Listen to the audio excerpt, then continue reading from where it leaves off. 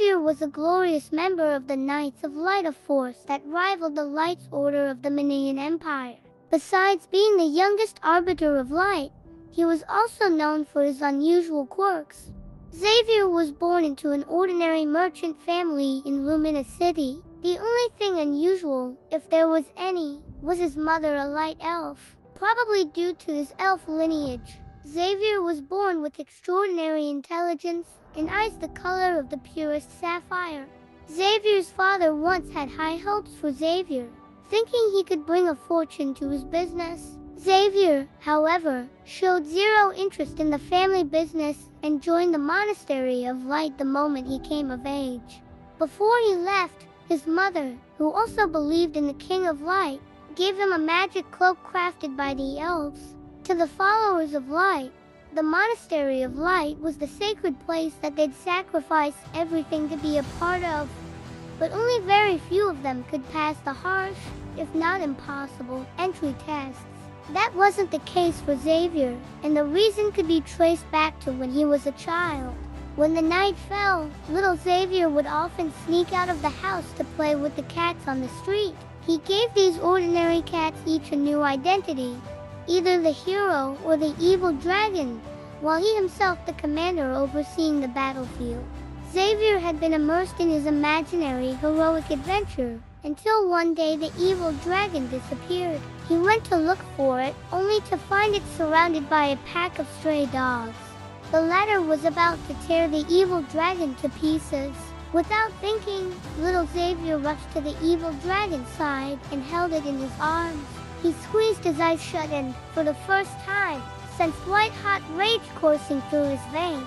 The pain didn't come as he'd expected. It was as if some mysterious substance had flowed out of Xavier's body and stopped the stray dogs in their tracks. Xavier was relieved. Still holding the evil dragon, he didn't realize that the miracle was created by himself, and that was the first awakening of his control over mystic magic, a rare power that few in history had ever possessed. In the monastery's library, Xavier found the perfect spell for his mystic magic in an ancient tome, a spell that allowed his power to increase steadily with the amount of magic around him. Under his control, the highly compressed magic particles would fission and explode, creating immense destructive energy in an instant. Xavier's talent was soon discovered by the bishop of the Monastery of Light, Rod Sidon. The bishop recruited Xavier into the Knights of Light, a force that was composed entirely of the faithful followers of the King of Light. The Knights of Light had been forcibly disbanded by the Emperor multiple times in history, and it was only recently, after Dirath's invasion, did the church find the appropriate excuse to rebuild it.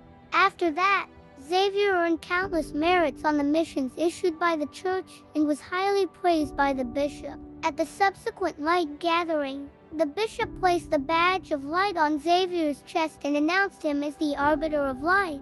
Xavier received the mission to suppress the heretics of the Free Smiths Guild not long after. According to the order, he was supposed to cover the church's secret force, Ravens, to attack the heretics' fortress. This special force, recruited by the bishop, gathered people from all sorts of backgrounds who wanted to atone for their sins. They were like the ravens hidden amongst shadows, their sole purpose to peck at all the filth that could hinder the descent of light, by hook or by crook. With his signature attack, Xavier breached the fortress's defense with merely a snap of his fingers. The sight that came afterward, however, made him stop dead in his tracks. The fortress was full of women, children, and the elderly, and on the ground was a mother wounded by his mystic magic, still desperately shielding her baby. Yet the ravens rushed in and finished off the survivors with sick delight. Xavier stumbled into the depths of the fortress, trembling all over. From the wife of a smith master, he learned the truth behind the suppression. It was nothing about suppressing heretics, but to rob the smith's enchantment secrets. For the first time, Xavier had doubts about the mission issued by the archbishop. But just as he was debating whether to execute the wipeout, a raven behind him had already cast his flying knife. The woman was killed in an instant when Xavier sensed movements in the shadow behind her. There was a red-haired child hidden in the shadows, scared and distraught. Xavier roared in rage. I vowed to punish heretics, but never to tolerate such vile massacre. The ravens were stunned. Still furious, Xavier ordered the ravens to evacuate the site before he secretly placed the child in the church's orphanage. The other arbiter of light, Alucard, witnessed the whole incident. He tried to cover the incident up for Xavier, but somehow it still reached the bishop's ears. To the bishop, what Xavier did was equivalent to siding with the heretics. Utterly disappointed, the bishop sent Xavier to the border of the empire to execute dangerous missions against the abyss. During the following 10 years, not a moment wasn't Xavier haunted by what he saw in the fortress. He no longer had that passion for the tasks assigned to him, and would often mock his colleagues with sarcasm.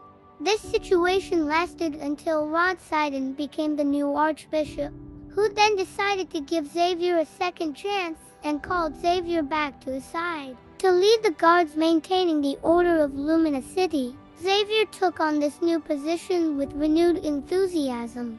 The signs of heresy in Lumina City almost disappeared, and the church took the opportunity and claimed it was all because of the new archbishop following the oracle of the King of Light. During this period, however, Xavier saw through the injustice in Lumina City and no longer believed in the church's propaganda. He began to taunt his colleagues with sarcastic remarks yet again, and did only the bare minimum to fulfill his tasks. More than once had the urge to resist or leave come to Xavier's mind. It was only the vow he'd made to serve the archbishop and fight for light his whole life that held him back.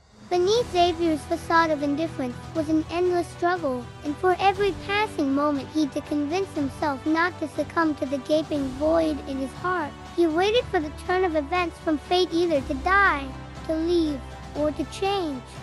During the light gathering hosted by the archbishop, Xavier received a secret mission to patrol Lumina City and eliminate all signs of heresy. On the mission, Xavier ran into Melissa and Ian, who were chased by demons. The sign of heresy was a disgrace to the prestige of the church.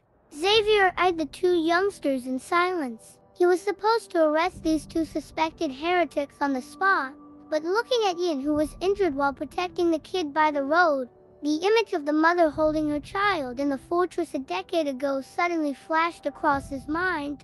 The young Xavier back then had no other choice, but now, should I arrest them, let them off, or, Xavier said to himself, this time, the choice is mine. Thank you.